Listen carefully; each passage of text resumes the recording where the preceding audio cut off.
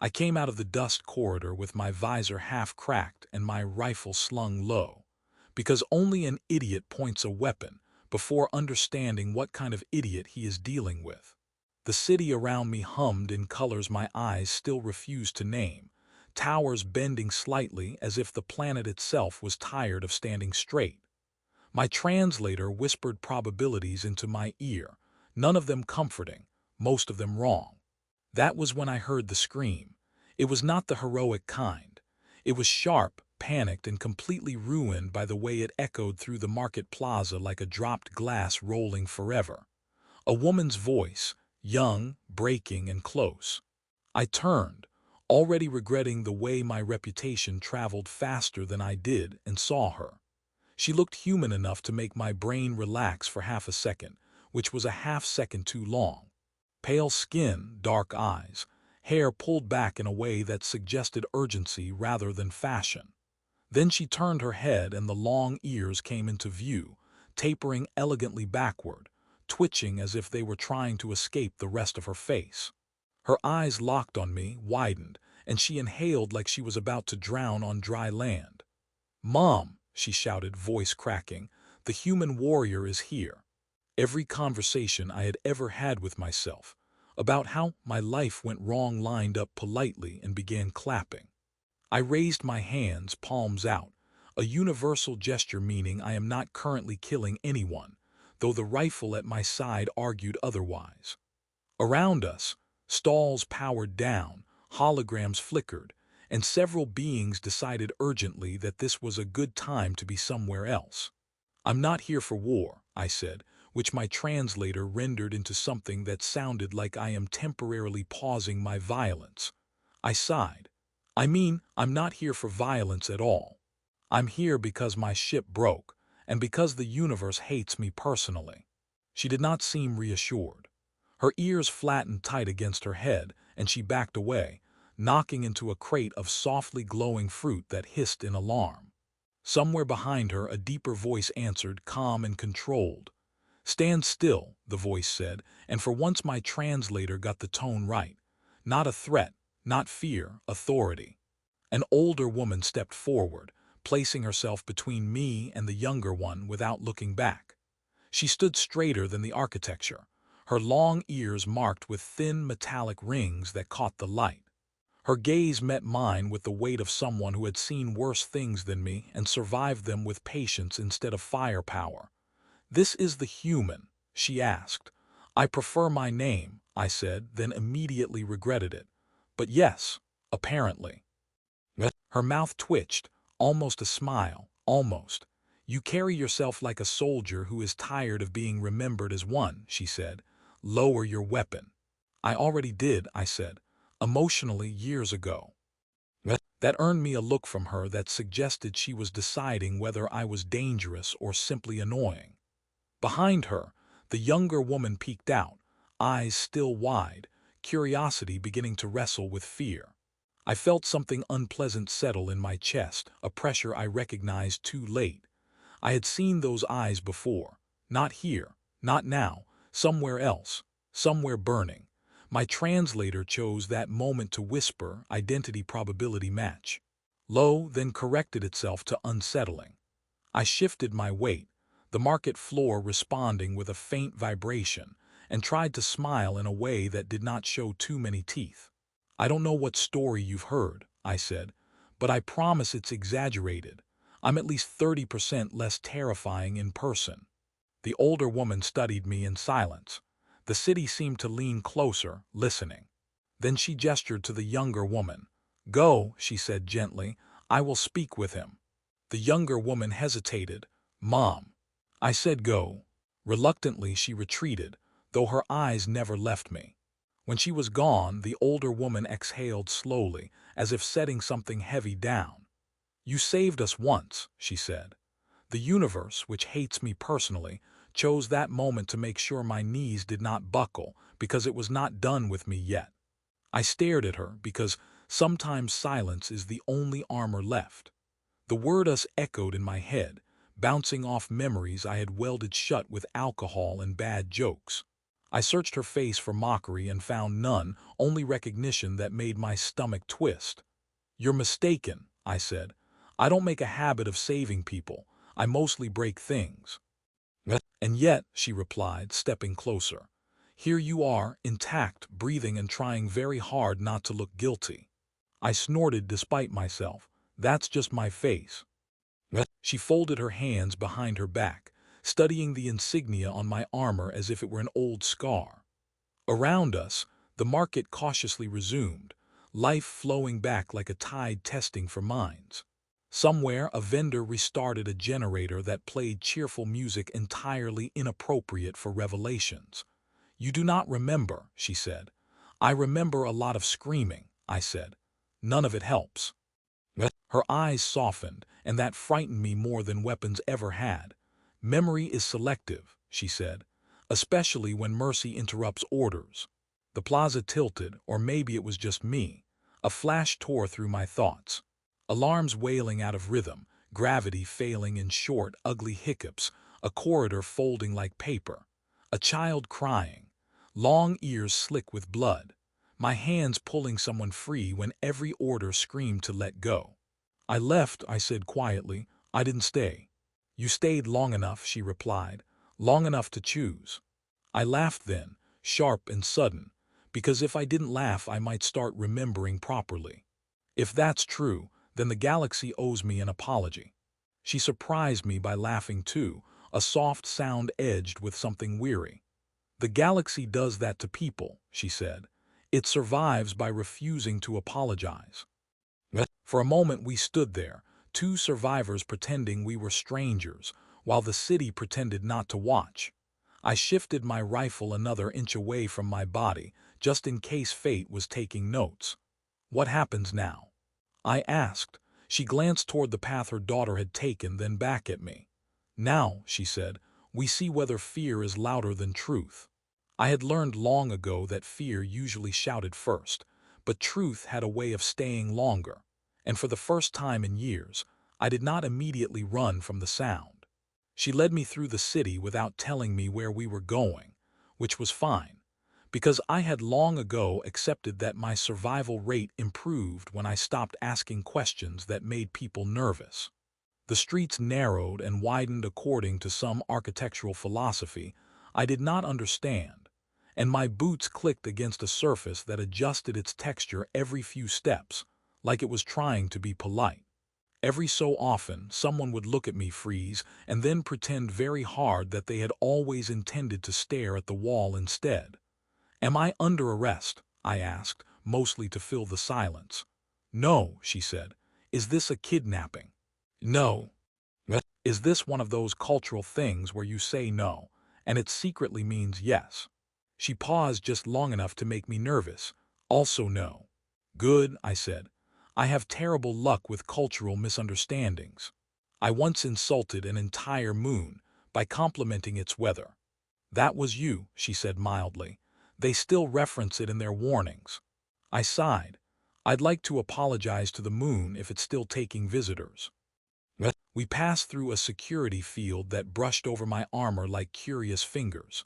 My systems hummed, annoyed but compliant. Somewhere in my helmet, a warning light flickered, then gave up. She watched me the way someone watches an unexploded device, with respect and a sense of humor they would deny having. "You really do not remember," she said. "I remember dying a few times," I said. "Most of them were temporary." That is not reassuring. It's meant to be relatable. We stopped at a building that refused to look important despite clearly being so. The entrance opened without ceremony, and she gestured me inside. The interior adjusted to my presence, gravity settling into something my spine approved of.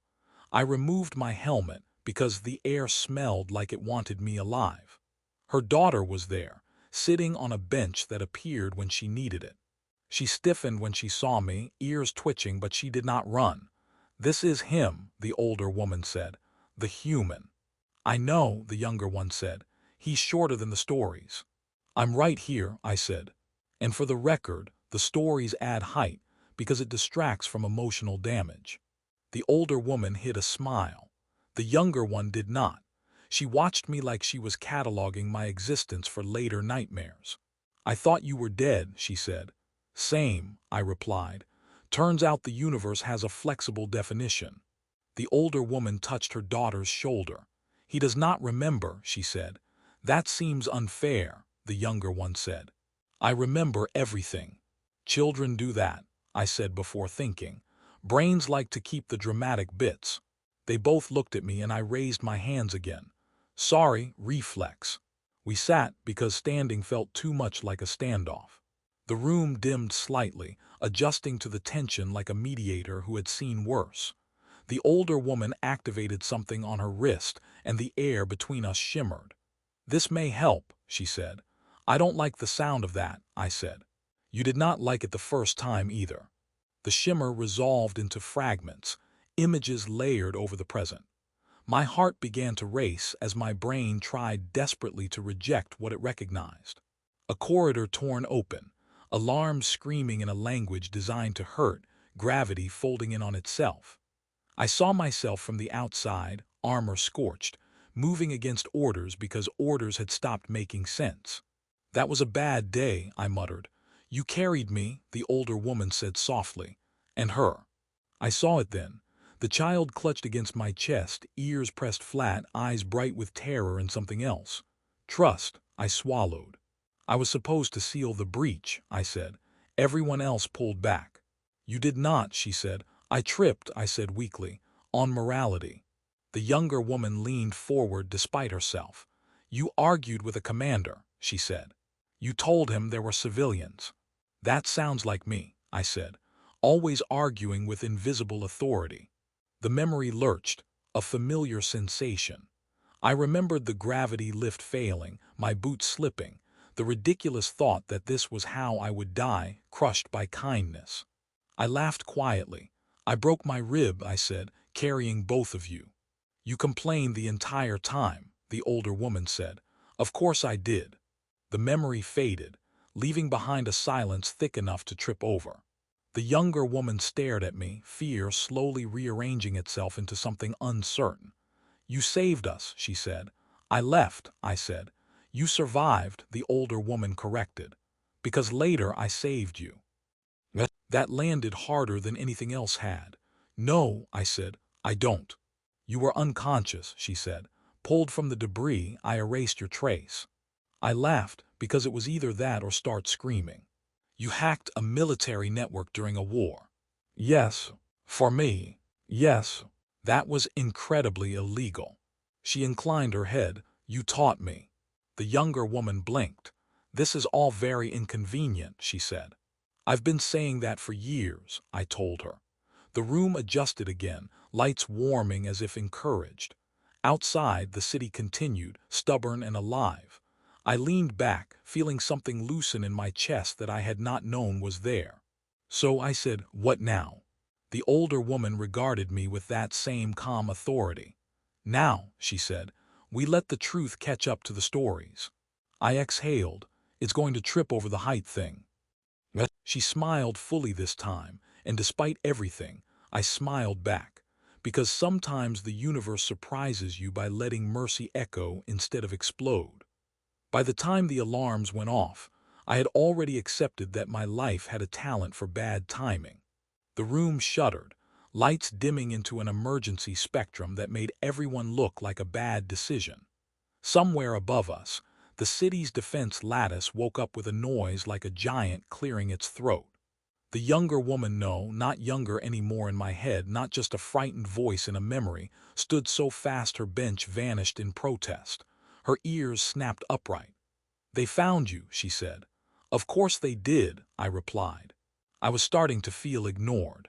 The older woman didn't move. She closed her eyes for a fraction of a second, listening to streams of data no one else could hear. When she opened them, there was no panic there, only calculation. "They tracked your armor's signature," she said. "Outdated but distinctive." "I always said it was vintage," I muttered. "Never thought it would come back into fashion like this." The younger woman looked between us. "You can't stay," she said to me urgently. "If the council arrives." "They'll assume I'm here to finish something," I said. I get that a lot. Outside, the hum of the city shifted, traffic rerouting, civilians moving with practiced efficiency. This wasn't fear, this was preparation. I will not let them take you, the older woman said. I blinked. That's very kind but statistically unwise. She met my gaze. You once ignored statistics. That explains so much about my medical history. She activated her wrist console again, projecting layers of tactical overlays into the air. I recognized the shapes, the logic, the way she thought in vectors and probabilities. I laughed softly. You really did learn from me, I said. Yes, she replied, and I learned where you were wrong. The younger woman frowned. This is not the time for bonding. She's right, I said. We need a plan. Preferably one that doesn't involve me dramatically sacrificing myself. I'm very tired of that trope. The older woman's lips curved faintly. Agreed. We moved. The building opened its deeper pathways, corridors unfolding like a polite secret. As we descended, I felt the city adjust, compensating for my presence like it was making room for an inconvenient truth. They will demand extradition, the younger woman said. They will call you a relic of war. I prefer historical artifact, I said. Sounds valuable. They will not see you as a person, she said. I'm used to that, I replied, then paused. But I'm trying to change my brand. We reached a chamber humming with energy, a node tied directly into the city's core systems. The older woman placed her hand against the interface, and the air rippled. I can hide you again, she said. Erase you more thoroughly this time. I shook my head. No. They both looked at me. I ran once, I said. I survived, but I stayed broken. I don't want to be a ghost anymore. The younger woman tilted her head. You want to surrender. I want to talk, I said. Scandalous, I know. The older woman studied me for a long moment. They may imprison you. They might, I said, but they might also listen. Stranger things have happened, like me being wrong. That earned me a surprised sound from the younger woman that might have been a laugh. The alarms shifted tone. Arrival. Then we go together, the older woman said. I was hoping you'd say that, I replied. I'm much braver with backup. The council chamber was vast and aggressively symmetrical, like someone had tried to intimidate chaos into behaving. Representatives appeared in holographic tiers, faces sharp with expectation. The accusations came quickly. Human warrior, war criminal, unresolved variable. I stood there unarmed, hands visible, feeling strangely light. I was those things, I said when they finished. I don't want to be them anymore. Murmurs rippled. The younger woman stepped forward before anyone could stop her. You are afraid of him, she said, because your stories need him to stay a monster.